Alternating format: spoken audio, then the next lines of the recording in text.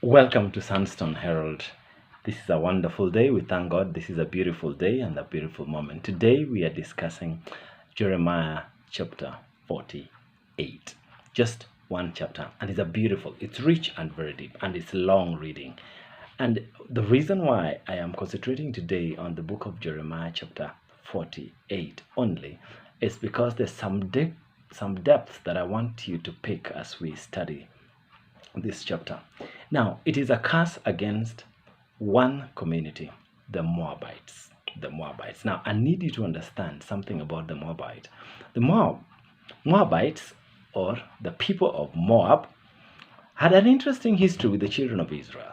But that's not the reason they are actually being cursed. And that's not the reason there's a prophecy against them. Now, let's just go back a little bit to understand where they came from. Now, these were the descendants of Noah with his first daughter. Remember that Lot,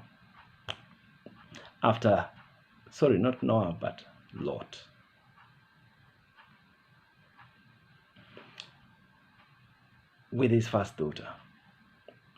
Now, you need to understand that when he committed the sin and got a daughter, the daughter got children, and these children actually are the Moabites. Now, so they technically were cousins or were relatives with the children of Israel. Remember that Lot was a child of, it was like a niece to Abraham.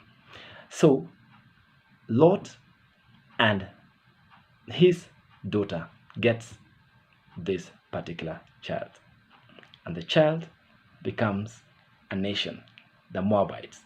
Now, you need to understand this very keenly, that these people never really liked the children of Israel, because the next time we get to meet them is when Israel is entering the promised land. They refuse to receive the children of Israel.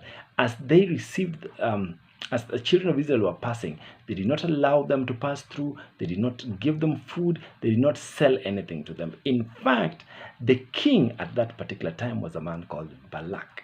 Now, Balak decided to call a witch doctor called Balaam. Now, we know the story of Balaam. So Balaam was called to come and do what? And curse the children of Israel.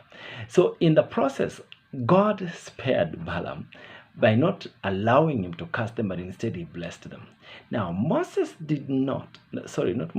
Joshua did not allow this guy to be killed. No, he transformed his life. The children of Israel did not attack them. The children of Israel did not, in fact, they were told, don't touch them. They are your brothers. Do not touch them. Now, you need to understand this, that as time went by, they became a thorn in the flesh of the children of Israel. But God deliberately left them because a time was coming when that will be happening.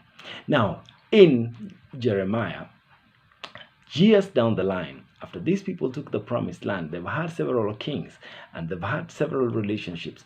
Finally, their judgment comes in, and this is what the Lord says: I want to destroy them. You have been proud, you've been good. Now, they were destroyed for three reasons. The first reason is that they were very proud. Remember, pride comes before a fall. That very pride is what got the devil out of heaven. Now, that pride is the reason they were being destroyed. Number two, they were very arrogant. Very arrogant. Now, pride and arrogance go together, but they were very arrogant. In other words, they were ruthless. They believed they had so much wealth and they had so much to show off to the world, and so they felt, no, you don't owe us anything, you can't show us anything, we have what it takes. So not only were they proud, but they were also arrogant. But the third one is that they worshipped idols. In fact, their chief god was called Chemosh. Now, Chemosh was going to be destroyed. In fact, Prophet Jeremiah says he's going to go in exile. He's going to go into exile away from the people. So these people are going to be punished. In fact, the description of how they are going to be punished is interesting.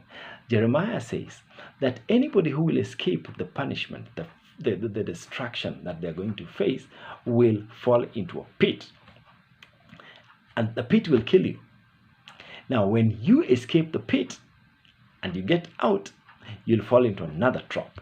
In other words, there is no excuse and there's no escape. In other words, there is nowhere you are going. Now, I need you to understand the type of pits that used to be done in the olden days.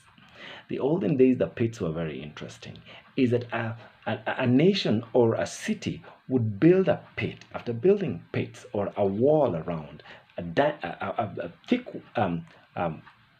underground, and then they would put sharp logs or sharp trees or sharp pegs, so that if you ever fall in, you would actually be pierced by the logs and by the sharp pegs, and the pegs would kill you. Now, if you escape, this one is saying, if you escape those pegs in those pits that you will fall in, you will fall into a trap. In other words, there is no escape for Moab. But then something very interesting happens. The God we serve, the last verse of this chapter says, but I will restore the fortunes of Moab in some days to come, not now. There is hope for Moab.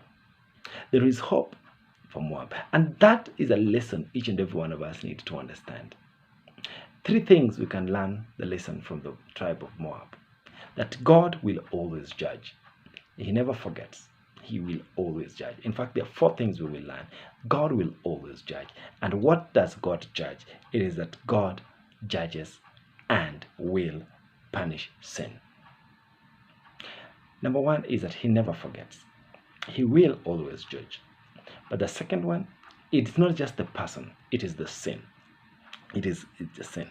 But number 3, a very important point, is that God cares about the people, including the ones who reject him, including the ones who walk away from him. He still cares enough. But the 4th point is this. Even for the sinners, even for the condemned, even for the hopeless, he says there is hope. There is grace. For we are saved by the grace of God. It is not our work. It's not how hard we are. It's not how good we are. It's not how smart we are. It is we are saved by the grace of God. And that grace is sufficient. So even for the Moabites, there is hope in the grace. God's mercy is new every day. And even for the hopeless, he gives hope. Even for the condemned, he gives hope. Even for the sinner, he gives hope. Even for the wicked, he gives hope. So you can count on him to hold your hand and take you through life. God bless you and have a lovely day. Thank you.